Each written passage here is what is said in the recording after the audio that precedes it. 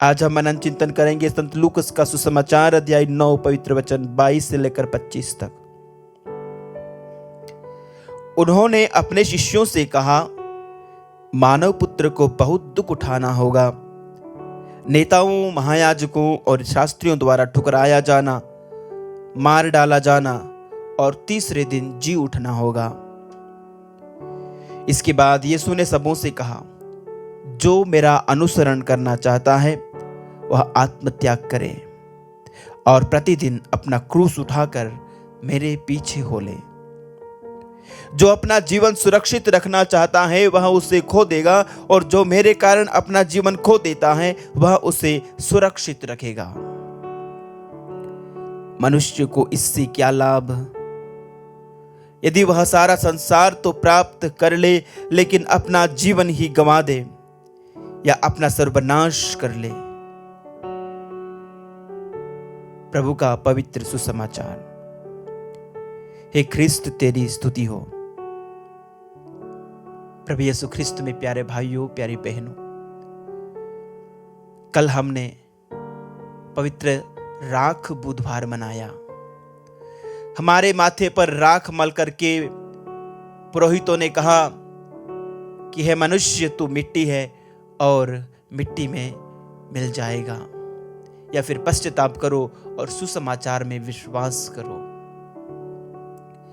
हमें हमारी नश्वरता की याद दिलाई गई और हमें इस बात को याद दिलाया गया कि हमें पश्चाताप की जरूरत है। हमारे पापी स्वभाव को याद करने के लिए आह्वान किया गया, और इस आह्वान के साथ आगाज हुआ 40 दिनों की इस तपस्या का। 40 काल 40 ये अंक प्यारे भाइयों, प्यारे बहनों, पवित्र बाइबल में बहुत ही महत्वपूर्ण संख्या है।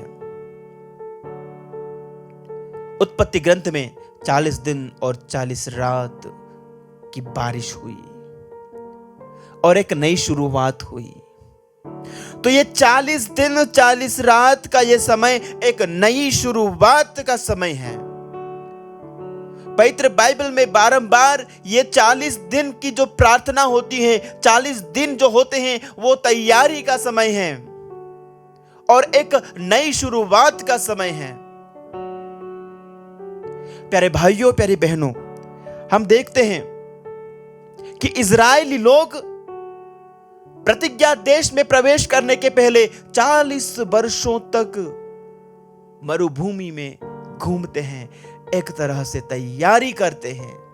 उस महान देश में, उस प्रतिज्ञा किए हुए देश में प्रवेश करने के लिए उन्हें 40 वर्षों की तपस्या करनी पड़ी, और उस तैयारी के बाद वो उस एक नई शुरुआत में, एक नई जिंदगी में, एक नए माहौल में, एक नए देश में प्रवेश करते हैं, एक ऐसे देश में जहां दूध और मधु की नदियां बहती हैं। प्यारे भाइयों, प्यारी बहनों, नबी एलियाह प्रभु से रूबरू होने के पहले 40 दिन 40 रात की तपस्या एकांतवास में करते हैं, प्रार्थना में समय बिताते हैं। तब प्रभु से उनका साक्षात्कार होता है, तब प्रभु से उसकी मुलाकात होती है। तो प्यारे भाइयों, प्यारी बहनों, प्यारे विश्वासियों, यदि आप अपनी जिंदगी में प्रभु का साक्षात्कार चाहते हैं, आप प्रभु की मुलाकात चाहते हैं, आप अपनी जिंदगी में चाहते हैं कि प्रभु से आपका मिलन हो, आप चाहते हैं कि आपकी जिंदगी फिर से नई हो, आप चाहते हैं कि आपकी जिंदगी फिर से बदल जाए,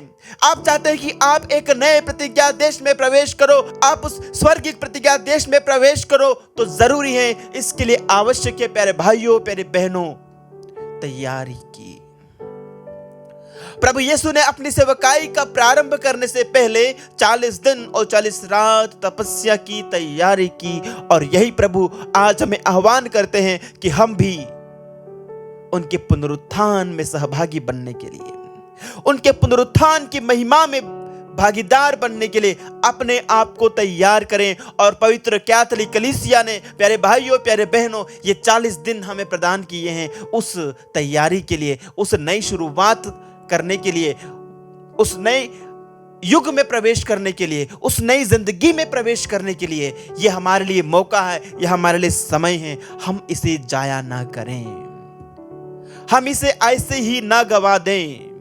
यह बहुमूल्य समय है, यह बेशकीमती समय है जब प्रभु हमारा आह्वान करते हैं। प्रभु हमसे कहते हैं कि जो मेरा अनुसरण करना चाहता है उसे क्या करना है, उसे आत्मत्याग करना है और अपना क्रूस उठाकर उनके पीछे हो लेना है। प्यारे भाइयों और प्यारी बहनों, प्रभु यीशु का अनुसरण करने के लिए, प्रभु यीशु के पीछे चलने के लिए सबसे पहली जो आवश्यकता है वो है आत्मत्याग करना, अपने अहम को त्यागना, अपने अहंकार को त्यागना, अपने स्वार्थ को त्यागना, अपनी स्वार्थी जरूरतों को त्यागना, अपनी स्वार्थी आवश्यकताओं को त्यागना, अपने स्वार्थी रिश्तों को त्यागना, अपने उन सभी अटैचमेंट्स को त्यागना, छोड़ना और प्रभु से दिल लगाना।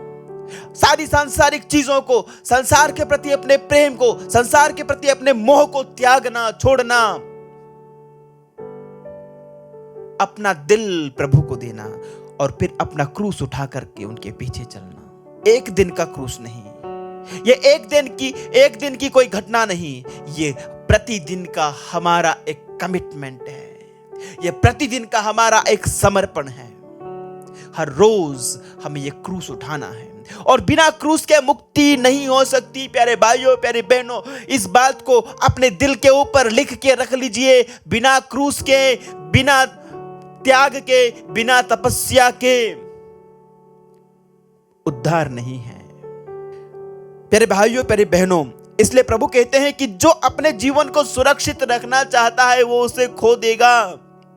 ये तुम्हारे महल नुमा बिल्डिंग, ये तुम्हारा बैंक बैलेंस, तुम्हारे डॉक्टर, तुम्हारी महंगी गाड़ी, ये तुम्हें बचा नहीं पाएंगे।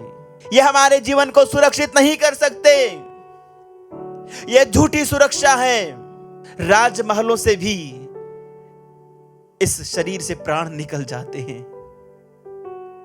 महंगे से महंगे अस्पताल में पड़ा मरीज लाखों करोड़ों रुपए डॉक्टर्स को दे रहा है, फिर भी वो चला जाता है। जो अपने जीवन को सुरक्षित रखना चाहता है वो उसे खो देगा और जो अपने जीवन को खो देता है वो उसे पा जाता है। मसीह के लिए, विश्वास के लिए, सच्चाई के लिए, पवित्र बाइबल के ऊपर चलने के लिए जो अपने जीवन को खो देता है, जो अपने जीवन में दुख, तकलीफ, परेशानियों, अत्याचार, विभिन्न प्रकार के कष्टों का सामना करता है, उसने अपने जीवन को खोया नहीं है, उसने अपने चैन को खोया नहीं है, लेकिन उसने उद्धार पा लिया है, उसने अनंत जीवन पा लिया है। इसलिए प्रभु कहते हैं कि मनुष्य को इससे क्या लाभ कि वो सारा संसार कमा ले और अपनी आत्मा ही खो दे। क्या लाभ? हमने सब कुछ पा लिया, हमने इस दुनिया में नाम कमा लिया, शोहरत कमा ली, दौलत कमा ली, लेकिन आत्मा का ख्याल नहीं रखा तो क्या फायदा? प्यारे भाइयों, प्यारी बहनों, ये 40 काला में आह्वान करता है कि हम अपनी आत्मा की ओर अपनी निगाहें मोड़ें, अपने आत्मिक जीवन को टटोल करके देखें, अपने आत्मिक जीवन की उस आंतरिक गुफा की ओर देखें, हमारे अंतरतम को परखें, अपने आत्मिक जीवन को टटोलें और पूछें अपने आप से कि मैं कहां हूं, मैं ईश्वर के कितने करीब हूं और संसार के कितने करीब हूं। संसार और सांसारिकता से दूर हट करके हमें प्रभु के करीब आने की जरूरत है। आइए हम प्रभु के पास लौट चलें। आमीन।